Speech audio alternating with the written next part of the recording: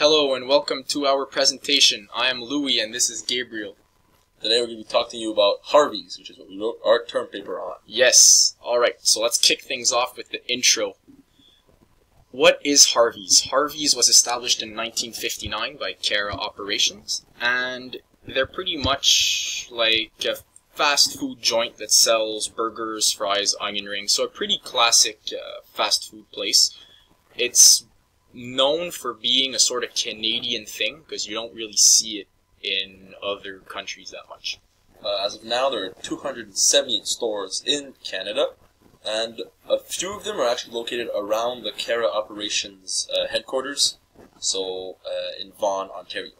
The market in Quebec is also, province of Quebec is also heavily exploited by the company, and there are over 50 locations in the province. Alright, so next, the level of competition. What's important to know is that the fast food industry at that level, so for the really big restaurants like Harvey's, is an oligopoly.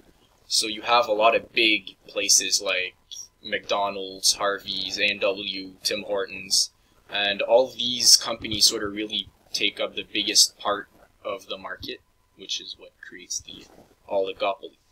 And also, what makes it an oligopoly is that the barriers of entry to the industry are quite high.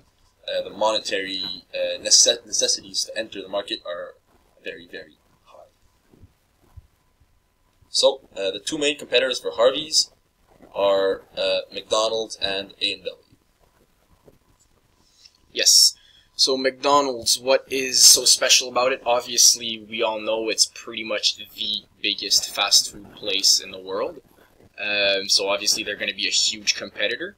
What makes them competitive is not necessarily the menu, because Harvey's is known to have a really great menu that's worked for a lot of years. They don't really change it up too much, but their customers enjoy it, they like it, so they keep with it. So what really differentiates the two is the price. McDonald's might be a slightly less good quality, but their prices are way less expensive, as you can see in the little graph here. So, burgers are quite comparable. Here is for Harvey's, here is for McDonald's. So the first one is the Angus with cheese and bacon and the Mighty Angus. The difference in price is $1.69. That might not be that high, but if you go down one slot lower, and you talk about the original burger and the normal hamburger for McDonald's, you have a price that is $4.06, which is quite considerable.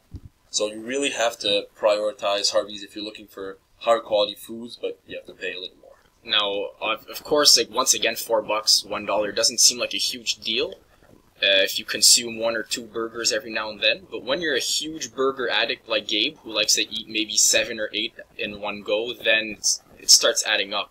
I mean, you can almost buy a house for that price. So let's keep moving on. A&W. So what really makes these two in direct competition is the same vibe that they share. So you walk into two different locations, the colors are the same, the menu is set up pretty much the same, the employees are dressed alike, and one thing that is very hard to differentiate in these companies, what makes it very hard to compete against one another, is the difference in coupons, which is practically non-existent. So as you can see here, these are the Harvey's coupons, right? So here you have 2 can dine for $10.99, and if you go lower, you have another 2 can dine for $10.99. So the pricing is pretty much the same. Yeah, it's very simple. Okay, so next on the list is external factors. What's going on? What's happening? What are these external factors? Well, that's what I'm about to explain. So the first one that really affected Harvey's was a while back. There was a whole bunch of stuff in the media about unethical values held in certain slaughterhouses, which really impacted the consumer. So people started thinking about where their meat came from, and that really affected the people going in for burgers, because they wanted to know for a fact that their meat was or the animals were well taken care of before. So that brought the way Harvey's reacted was to come out with the veggie burger, or the sort of like vegetarian vegan burger. And so once that came out, it was sort of their solution to that problem, and that way people that were going vegetarian had an option to go eat at their restaurant anyways. Although they found a solution eventually, at first their sales dropped quite considerably due to the fact that they pride themselves in, as written here, selling 100% beef patties.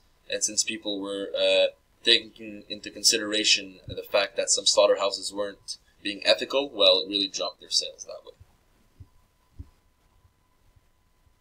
So now, benefits offered by the franchisor.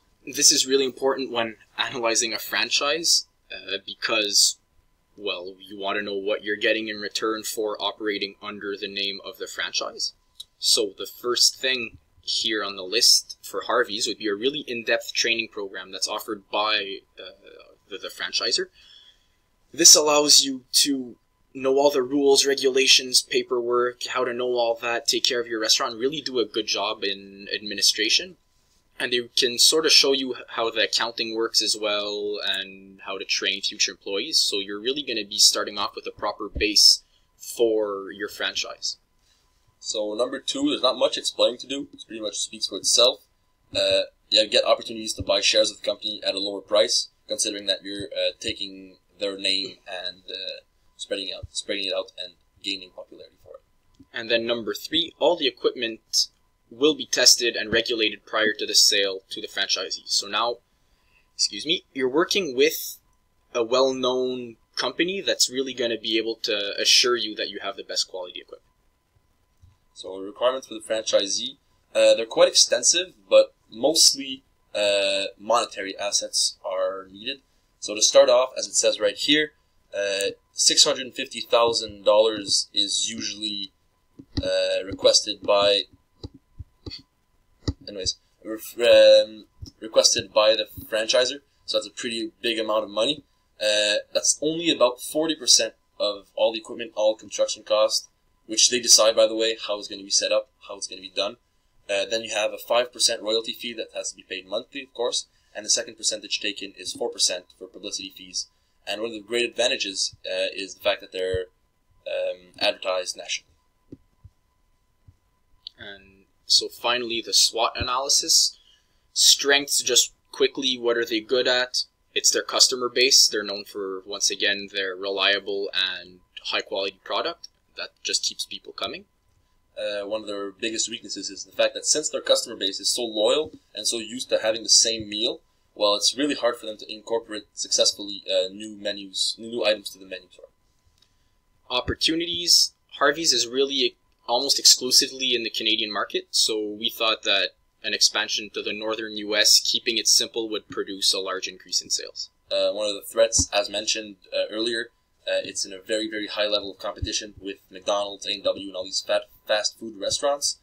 And, well, the fast food industry in general is a very competitive market, and so they have to stay on their toes. And that's about it. Thanks for paying attention. Have a nice day.